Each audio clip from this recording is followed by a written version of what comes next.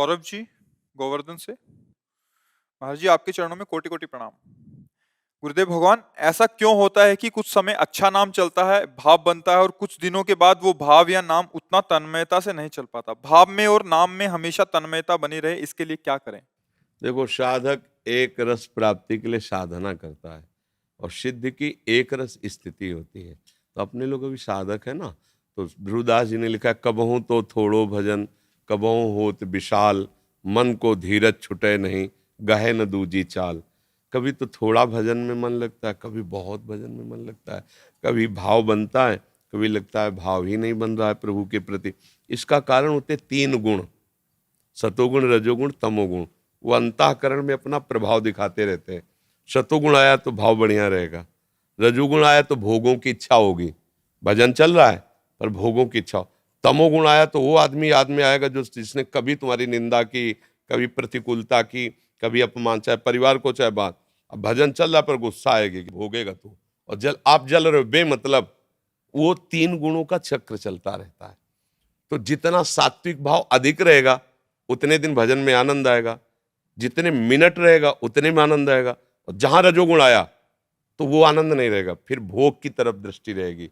ये खा लें, ये पी लें, आज ये बनवाएंगे, ये खाएंगे, अमुक भोग भोगेंगे, ऐसी प्रक्रिया से भोगेंगे, ऐसी जगह वो चिंतन करवाए, वो उसको ऐसे नष्ट किया जा सकता है, उसको ऐसे जलाया जा, उसका निश्चित पतन होगा, ऐसे चिंतन। तमोगुण, रजोगुण ये अपना प्रभाव दिखा दे।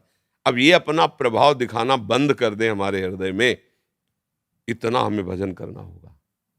भजन का ऐसा एक तार चले कि ये कब रजोगुण आया, कब तमोगुण आया, उसका कोई प्रभाव नहीं। तो उसे कहते हैं गुणातीत स्थिति। अभी तो हम त्रिगुण के अंतर्गत है ना।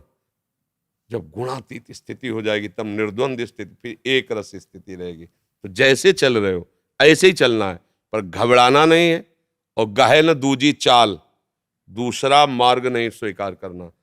अपने गुरु प्रदत्त मार्ग पर चलते रहना है, यही आपको निहाल कर देगा। बस अंतराय जितना हम देंगे उतने में खतरा है। कहे हनुमंत विपत्ति प्रभु सोई, जब तो सुमिरन भजन न होई। अगर हमारा 5 मिनट बिना भजन के जा रहा है, इतने में ही मन और गुण मिल करके ऐसी रचना रचेंगे कि हमें गिरा देंगे। अभी नहीं गिराया तो आगे चल के गिरा देंगे। वो रचना रच गई, उनके पास परमाणु बम तैयार हो गया, वो उतने में फेंक के ऐसे भ्रष्ट कर देंगे कि आपको लगेगा कि 23 घंटे से भजन कर रहा हूं, मात्र 1 घंटे की छूट दी, नष्ट कर दिया इसने। हाँ, वो बलवान है, क्योंकि पूर्वाभ्यास उनको है हमें गिराने का, वो गिरा देंगे। बहुत महीन चाल माया की है, केवल भजन ही आपको बचा सकता है। माया भक्ति का भी स्वरूप रख लेगी। हम समर्पण करवाने के लिए किसके बैठे हैं? श्यामा श्याम के। वाह, धन्य है आपका तन मन प्राण श्यामा श्याम के लिए समर्पित हो। आज्ञा का पालन करो, निकलो बाहर और जाओ और आजीवन भजन करो, तुम्हारा मंगल होगा, हमारी कृपा तुम्हारे साथ है, तब चलेगा। तुम हमें समर्पित कर दो, हम जिनको समर्पित है उनको भूल गए, तो फिर फासले की फंदे में वही पहुंचा देगी जहां पहुंचना चाहिए। बहुत सूक्ष्म है, बहुत सूक्ष्म। इसीलिए बड़े बड़े ऋषि मुनि डरते हैं और हर समय भगवान का भजन करके त्राहिमाम रक्षा करना, पता नहीं किस रूप में आ जाए। बस सावधान रहो। अभी तो विक्षेप रूप में आती है, जब विक्षेप नहीं होगा ना तो नौटंकी करेगी, वो बाहर नौटंकी करेगी, पत्नी के दिमाग में बैठ जाएगी। ये जब से बाबा जीओं के पास जाने लगे, माला चलाए, हमसे बातें नहीं करते, काहे को ब्याह किया था? अब जहां माला लेके बैठोगे वही का, अब क्या करोगे? पिता है, किसी की भी बुद्धि में बैठ करके आक्रमण करा सकती, वो छोटी मोटी हस्ती रही, भगवान की मम माया दुरत्या, बहुत दुरत्य है। हर समय तुम्हें देखना है कि भक्ति का कौन सा संकेत हो, माया का कौन सा संकेत है। माया का संकेत जो भगवान को भुलवा दे, और भक्ति का संकेत जिसमें भगवान की स्मृति में उत्साह आ जाए, वही भक्ति का संकेत मानना हो। जहां भगवान का विस्मरण हो, वो कोई भी हो, संत मत कोई भी हो, वहां माया है। जिनके दर्शन से, जिनके संभाषण से प्रभु की स्मृति आ जाए और हृदय प्रसन्न होकर प्रभु की तरफ चलने को तैयार हो जाए, हृदय शीतल हो गया, मान लेना भक्ति है। और जहां हृदय जलने लगे, समस्या का समाधान नहीं हुआ, बात नहीं बनी। अगर भगवान का विस्मरण हो रहा है, हृदय जल रहा है, तो अभी ठिकाने पे नहीं पहुंचे हो। वो और कुछ पहचानने की जरूरत नहीं, यहीं पहचाना जाता है, यहाँ छाती से पहचाना जाता है। जिनके देखते ही लगे कि खोज खत्म हो गई, जिनके पास बैठते ही हृदय शीतल हो गया, लगा कि देख तो रहा हूं पहली बार, लेकिन लग रहा है कि ये मेरे हैं और मैं इनको बहुत पहले से जानता हूं, तो समझ लेना भगवान का विधान ठीक जगह पहुंचा दिया। तो जहां लगे कि बातें तो सब हैं पर हृदय स्वीकार नहीं करता, मतलब अभी गड़बड़ है, अभी कनेक्शन फिट नहीं हुआ है। तो नाम जप करते हुए सावधान, माया के आक्रमण से बचना, दूजी चाल मत गए ना, यही भजन निर्विकार बना के डुबो देगा प्रियालाल में। समझ रहे ना जी।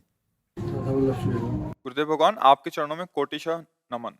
गुरुदेव भगवान, जैसे कि आपने पूर्व के सत्संग में बताया है कि अगर आपकी प्रशंसा गुरुदेव या किसी उपासक के द्वारा हो रही है तो इसका मतलब अभी आपके समर्पण एवं भक्ति भाव में कहीं कमी रह गई है।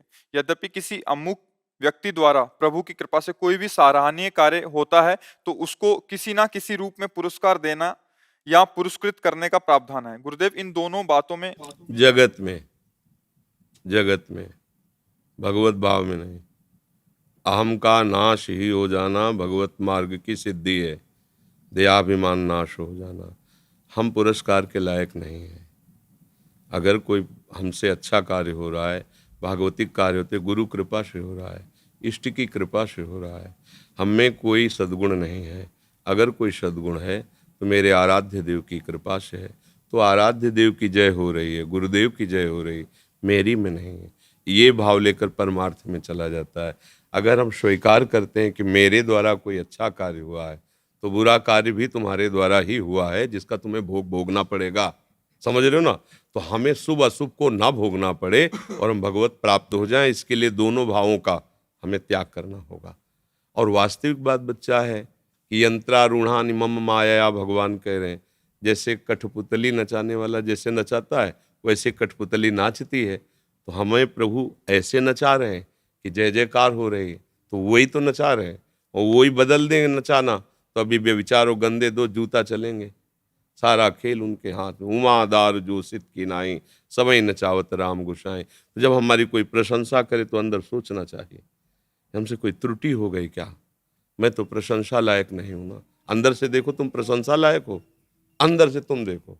हमारे सामने बैठे हो, जैसे दर्पण में देखे तो चेहरापना दिखाई देता है, ऐसे गुरु को या संत को साक्षी करके देखो, तुम प्रशंसा लायक हो। अंदर से देखना तो तुम्हें अंदर से आएगा कि अगर हमारी अंदर की बात खुल जाए तो मैं यहाँ बैठने लायक भी नहीं हूँ। तो फिर प्रशंसा किसकी हो रही? गुरुदेव की, प्रभु की, क्योंकि वही हमारे अंदर ये बीज बोया है। परोपकार का, दूसरों को सुख पहुंचाना, भगवत चिंतन करना, मंगलमय धर्म की स्थापना, ये प्रभु की सामर्थ्य से हो रहा है, मेरी सामर्थ्य से नहीं हो रहा है। मेरे में क्या बल है? अगर मेरे को छोड़ दें अभी तो जैसे नाली का कीड़ा नाली में पहुंच जाएगा, ऐसी मेरी स्थिति है। मेरे को तो भगवान पकड़ रखे, प्रभु पकड़ रखे, गुरुदेव कृपा करके पकड़ करके ऊर्ध्वगामी बना रहे, नहीं अधोगामी हमारा मन है अभी चला जाए।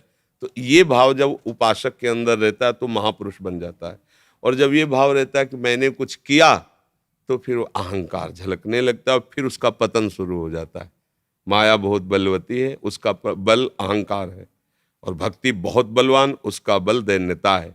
ज्ञान में दैन्यता नहीं है पर दूसरा भी नहीं है, ज्ञान में दैन्यता नहीं पर दूसरा भी नहीं है, और भक्ति में दूसरों न कोई मेरा प्रभु है।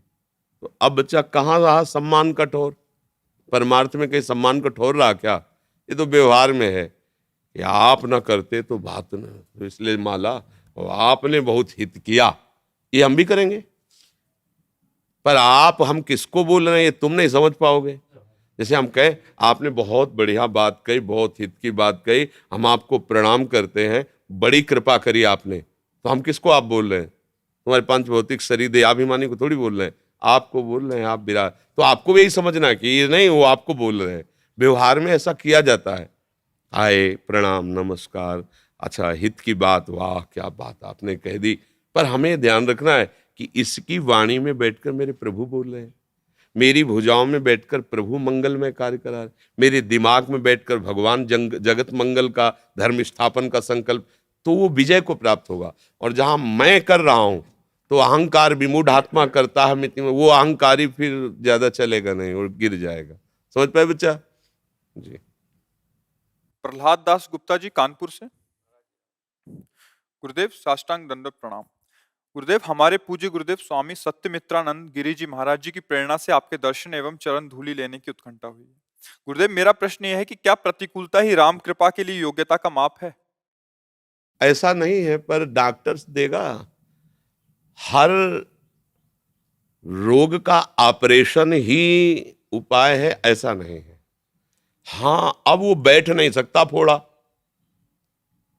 दवाइयों से बैठ नहीं सकता, अब उसका ऑपरेशन जरूर, तो ऑपरेशन है प्रतिकूलता। जब तक समझाने से समझ में आ गई तो देखो अम्बरीश जी को क्या प्रतिकूलता है। मंगल में चक्रवर्ती सम्राट पद पर अभिषिक्त है और महान भागवत है, महान महान भागवत है।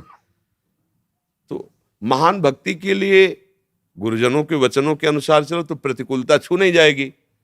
पर अहम कर लोगे तो ये फोड़ा ऑपरेशन के बिना जाता नहीं, फिर ऑपरेशन निश्चित। डॉक्टर नहीं कहता, देखा अल्ट्रासाउंड करके या एक्सरा करके, भाई अब इसमें तो ऑपरेशन ही है, शल्य क्रिया से ये ठीक होगा, अब ये बैठेगा नहीं।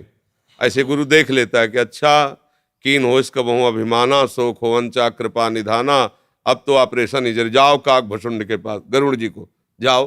नहीं, भगवान शंकर को 1 सेकंड लगता उनका माया रहित करने के लिए, लेकिन कहा कीन हो इसका बहु अभिमाना। अगर हम यहाँ समझा देते हैं तो किससे समझे? भगवान शंकर से, बात नहीं बनेगी। जाओ काक भसुंड जी के पास जाओ, क्योंकि गरुड़ महाज्ञानी गुण राशि श्रीपति भगवान के वाहनों, काक के नीचे बैठोगे तो तुम्हारा पहला होश ठीक हो जाएगा। कीन हो इसका बहु अभिमाना, सुख हो वंचा कृपा निधाना।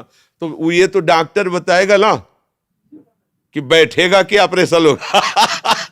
ऐसे ही प्रभु देखते, गुरुदेव देखते कि समझाले समझ में आ जाएगा, बोले आ जाएगा तो प्रतिकूलता की जरूरत नहीं। और जब नहीं आया समझ में तब फिर वो प्रोसेस शुरू होता है ऑपरेशन वाला। जहां जहां राग है उसको मिटा देंगे, ज्ञान के द्वारा या प्रगट में हटा देंगे, सब मिटिया मेट। अब बचा कौन? हे हरि हे, तो बोले हो गया ऑपरेशन, चलो अब सीखते हैं। और अगर सुलझ करके कि नाथ सकल संपदा तुम्हारी, मैं सेवक समय, ऑपरेशन की जरूरत है नहीं, हो गया ऑपरेशन। तो ये बात समझ ली, समझ रहे हैं? जब विषयों से महाराज जी आसक्ति हट नहीं रहे, किसने पकड़ा? कोई विषय तुम्हें लगा है क्या? कोई विषय है क्या तुम्हारे पास? तुम्ही ने तो पकड़ रखा है अपने चिंतन के द्वारा, तो चिंतन प्रभु को करने लगो, कोई विषय है नहीं। भैया कोई हमें नहीं फंसा सकता, हम फंसने के लिए तैयार हैं, इसलिए हमें सब फंसा रहे हैं। पक्की 100% बात। त्रिभुवन में कोई हमें नहीं फंसा सकता यदि हम फंसना ना चाहें। पर ऊपर से कहते कि फंसना नहीं चाहेंगे, अंदर अंदर से भगवान से मनाते कि कभी ऐसा फंसाओ, फंसा दो गुरु। अंदर से देखो, हम अंदर की बात कह रहे नहीं, जिंदगी में हम चाहते हैं कि, और फिर एकांत में बैठ के अगर ये भोग मिल जाता तो ऐसा मिल जाता, तो ऐसा मिल जाता, तो जो इच्छा करी हो मनमाई, हरि प्रसाद कछ दुर्लभ नहीं। हरि देख रहे कि मुंह से तो कहता कि हे हरि हम आपके, और अंदर से कह रहा विषय तो पहले देख ले विषय, जब तुझे घृणा होगी फिर आएगा, तो फिर मैं तेरे लिए तैयार हूं, आ जाना। हमें कोई नहीं फंसाए है, हम ही फंसने के लिए तैयार हैं, हम ही फंसे हैं, तो हम ही को निकलना है। क्या करना है? निरंतर भगवान का सुमिरन करना है।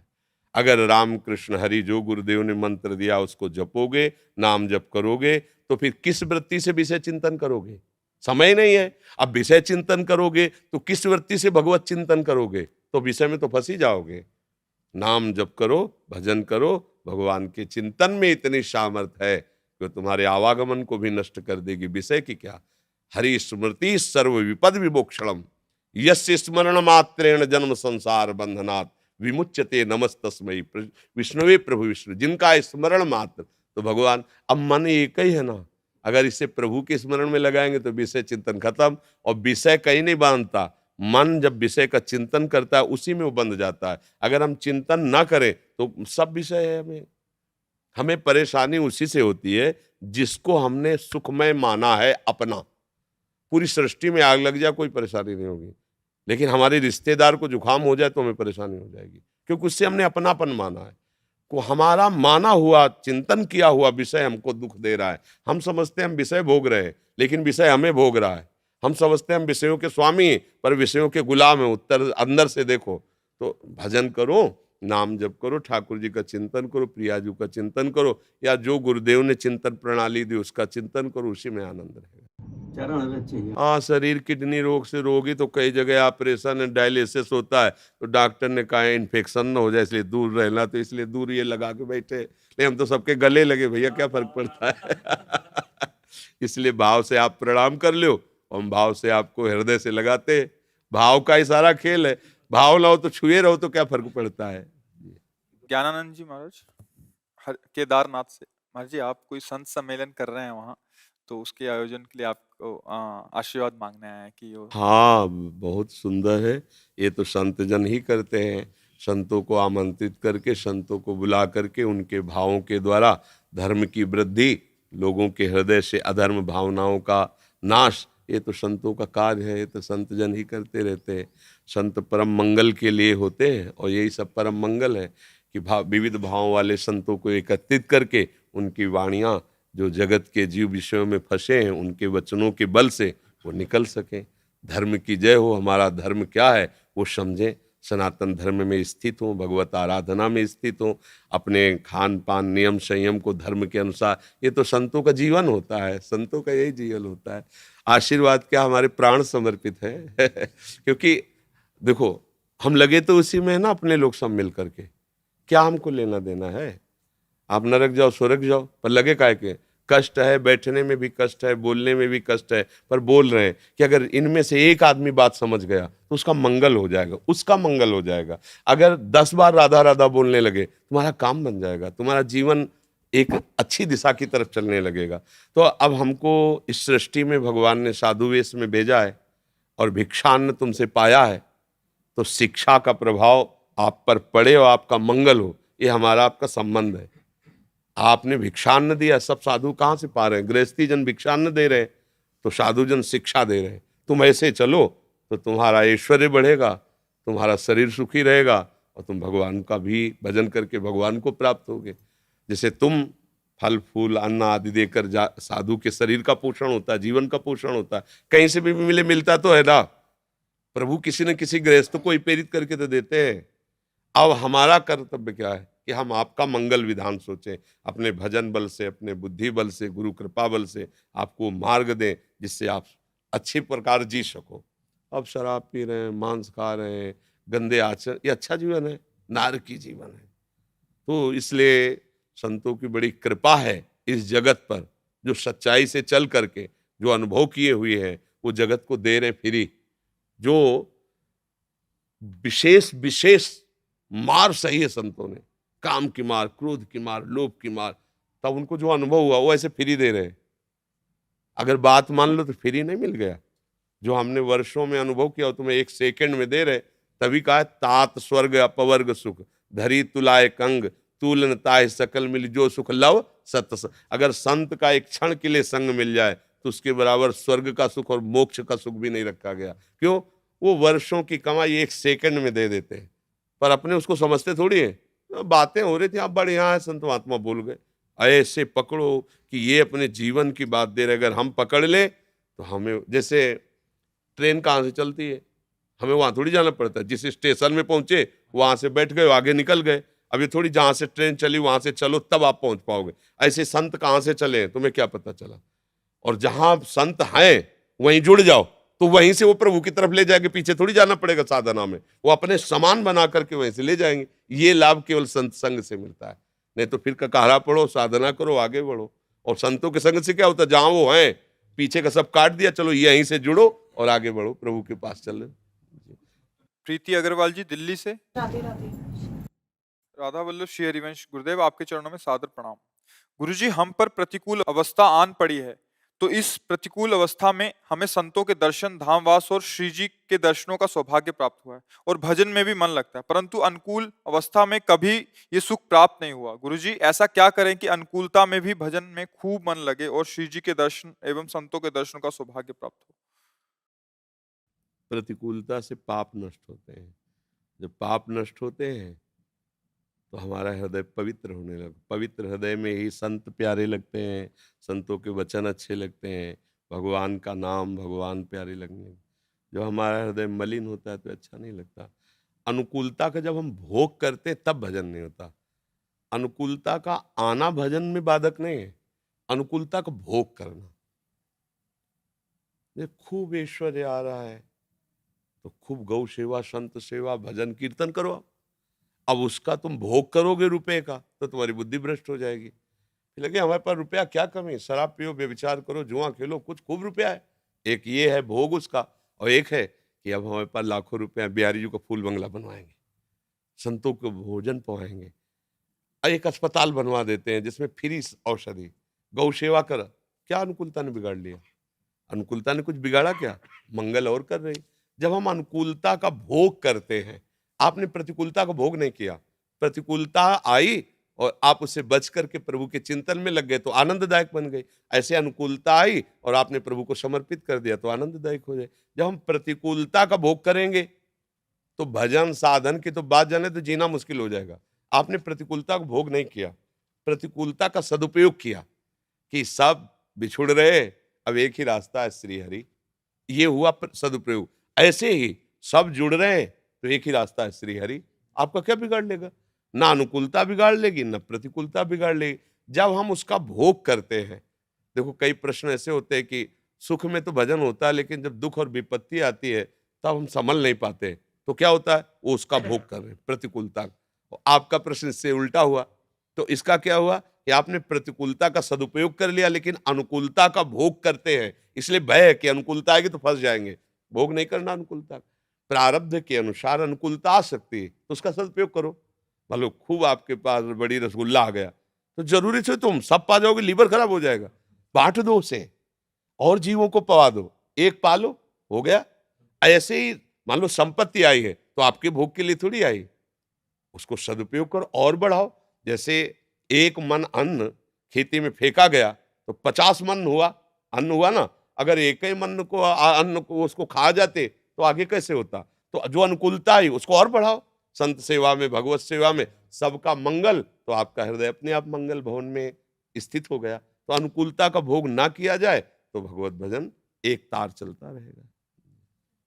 सुमित्रा शर्मा जी चेन्नई से, गुरुदेव आपके चरणों में कोटि कोटि प्रणाम। गुरुदेव, गुरु कृपा से शरणागत हुए 5 साल हो गए। इन 5 सालों में इस अधम का जीवन पूरा बदल गया। मेरी लाडली जू आपकी कृपा हर पल महसूस कर रही है। फिर भी कभी कभी मन ये सोचकर खिन्न हो जाता है कि मेरी भागवतिक स्थिति ऊपर उठ रही है कि नहीं। महाराज जी, कैसे पता चले कि हमारी भागवतिक स्थिति ऊपर उठ रही है? जब पेट भरता है तो किसी और से प्रमाण की जरूरत नहीं होती, अपने को पता चल जाता है कि आधा हुए या पूरा हुए। नहीं होता? जब पूरा हो जाता है तो एकदम ऐसे उछल के करने लगता है, नहीं नहीं नहीं, बस बस, आप जगह नहीं रह गई। ऐसे ही जब पूर्णता आ जाएगी तो निकलेगा, ना ही न रहो ही अमा ठौर, नंद नंदन अछत अब आनिए। अब किसको लाए? अब जगह नहीं रह गई हृदय में प्रिया प्रीतम के सिवा। कोई चाह नहीं, कोई इच्छा नहीं, कोई मांग नहीं, निरंतर प्रियाजू का चिंतन करके हृदय द्रवित हो रहा है। ये स्थिति आएगी। पर हम करते रहे, ये साधन करते होते तो कुछ कुछ अनुभव होने लगता। पर आप लिफ्ट में बैठ के चल रहे हो तो फ्लोर में ही अनुभव होगा जब खुलेगा। लिफ्ट में देखते हो, दबाया, एक हल्का सा झटका सा लगा, अब फ्लोर के फ्लोर क्रॉस होते चले, पता थोड़ी चला कौन सा फ्लोर आ रहा है। वो तो जिसमें बटन दबी उसी में जाके खुलेगा, तब लगेगा आ गए। तो ऐसे ही हम कृपा से चल रहे हैं। हमारा नाम चले, हमारी वाणी चिंतन, ठाकुर सेवा, जो हमें कमियां हैं वो गुरु कृपा से धीरे धीरे शांत हो जाएंगे। और स्थिति का तात्पर्य प्रियाजू से अपनापन। जब इतना अपनापन होने लगे कि जीवन भार नजर आवे कि अब जिया नहीं जा रहा बिना उनके देखे, बिना वृंदावन के, बिना रोज सत्संग, बिना बिना रसिकों के, तो समझे कि अब रंग जो है अपने आप में चढ़ रहा है। बस। अच्छा, अपना रंग चढ़े ना चढ़े ये तो रंगने वाला देखे, हमको क्या करना है? रंगने की तैयारी करना है। जैसे जिस कपड़े में रंग चढ़ाना होता है धो के साफ करके, हमें जो साबुन मिला है राधा राधा राधा राधा, अपने हृदय को धोते हैं। जब वो रंगने वाले चाहेंगे ना तो 1 सेकंड में रंग देंगे, देर थोड़ी लगी। वो तो ऐसे रंगरेजिया हैं कि ऐसी रंग दे कबहू न छूटे, धोबिया धोवे चाहे सारी उमरिया, श्याम पिया मोरी। तो हमें चुनरिया तैयार रख ली, रंगना उनको कब रंगे उनके पर छोड़ दो। वो बहुत सावधान है, जिस दिन रंगने योग्य हो जाओगे उसी दिन 1 सेकंड में रंग देंगे। और ऐसा रंग देंगे कि चाहे जितना काम क्रोध लोभ आदि उपाय करें वो रंग छूटेगा नहीं, वो श्याम प्रेम में, प्रिया प्रेम में मत वाला हो जाएगा। तो जिस साधन में चल रहे हो इसमें वर्ष नहीं गिने जाते,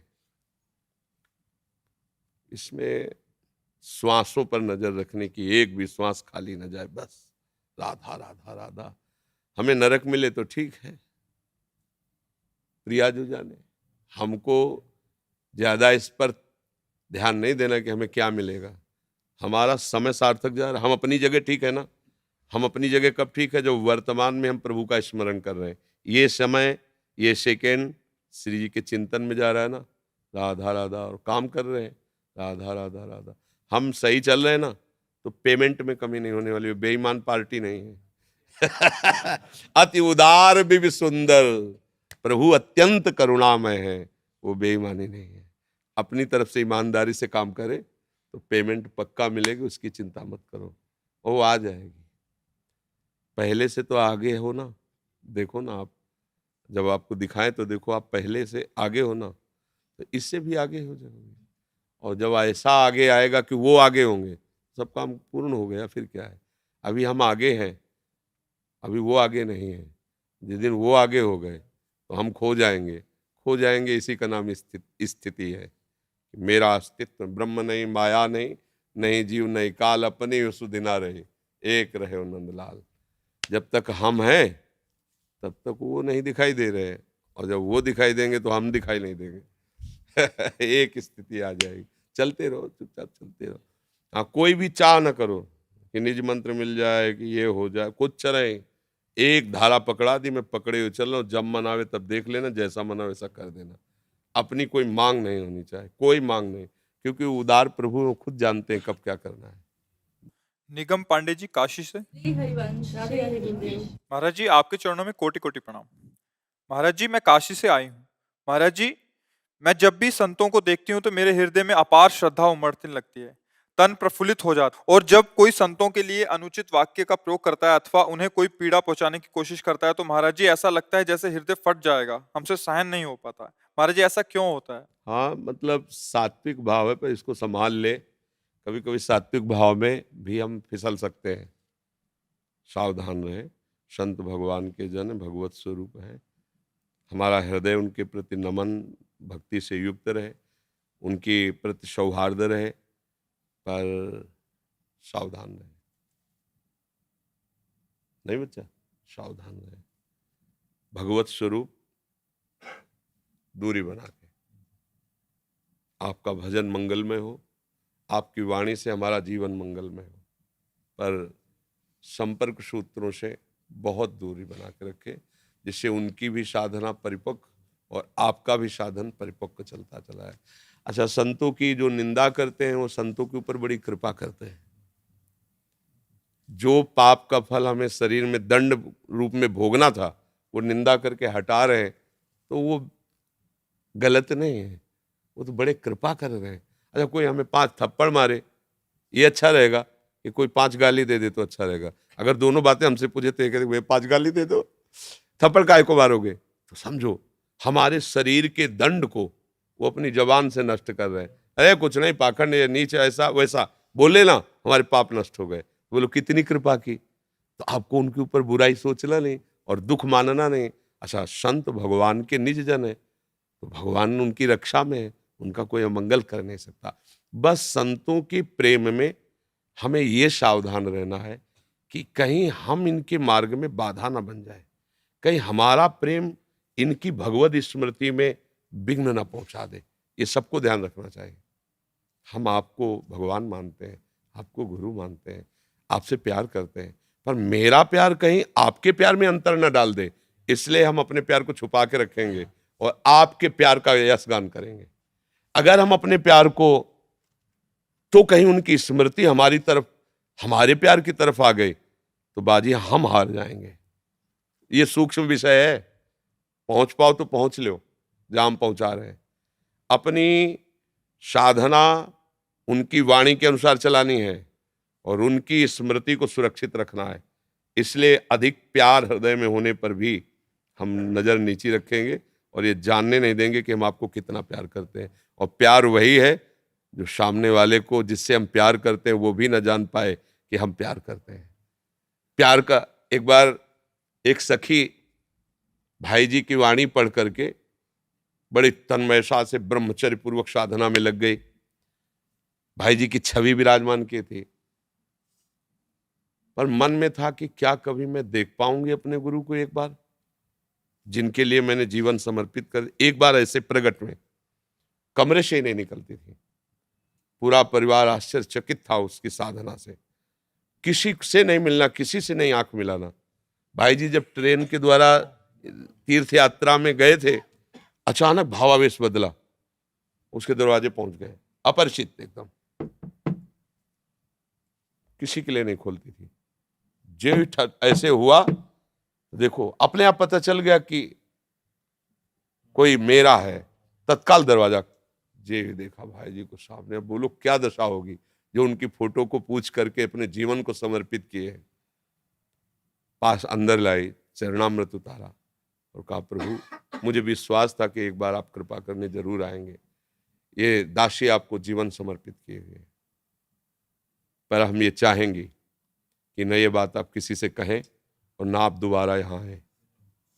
भाई जी ने अपनी वाणी भी लिखा, मैं ये चाहूंगी कि ये बात आप किसी से कहेंगे नहीं और आप दोबारा यहाँ आएंगे नहीं। क्यों? आप दोबारा आएंगे तो लोग जान जाएंगे कि हम आपसे प्यार करते हैं। हम ये जानने, भाई जी ने अपने पद में लिखा है कि ये है प्रेम, ये है प्रेम। भाई जी ने आशीर्वाद दिया, आजीवन भाई जी उसका स्मरण सभा में करते थे, दोबारा नहीं गए। आजीवन उसने भाई जी पर, ये हम यही कहना चाहते हैं, कहीं हमारा प्यार खुल न जाए, कहीं हमारी भावना बाहर ना हो जाए। वाणी से बाहर हुई तो हवा में उड़ गई, छुपी रहेगी तो हृदय में रहेगी। हृदय में रखो, दुख होने का तो कोई सवाल ही नहीं, क्योंकि संत भगवान के बच्चे हैं, भगवान उन पर कृपा करते रहते हैं। हमें सावधानी पूर्वक उनकी आज्ञा में रहना है। उनकी बात मानते रहेंगे तो हम भी संत हो जाएंगे। जिससे हम प्यार करते हैं वो जो होता है वही हम हो जाते हैं, पक्का बात समझो। अगर संतों से प्यार करोगे तो तुम गृहस्थी में रहते हुए स्वभाव से संत बन जाओगे। देखो ना, छोड़ने लगे ना, ये छोड़ दिया, ये छोड़ दिया, ये छोड़ दिया, और पकड़ने लगे ना, नाम पकड़ा, धाम पकड़ा, रूप पकड़ा, तो पहुंच रहे वहीं जहां संत जन है। अभी आपको संग पकड़ लो तो देखो वो पकड़ने लगोगे और ये छूटने लगेगा। तो बड़ी कृपा है जो संतों से प्रेम है, पर इस प्रेम को छुपा के रखो और बचा के रखो। कहीं प्रेम आपका खुल न जाए और कहीं प्रेम आपका बिक न जाए, लुट न जाए। यही सावधानी रखते हुए संतों से जो प्रेम करता है भगवान का अत्यंत लाडला हो जाता है।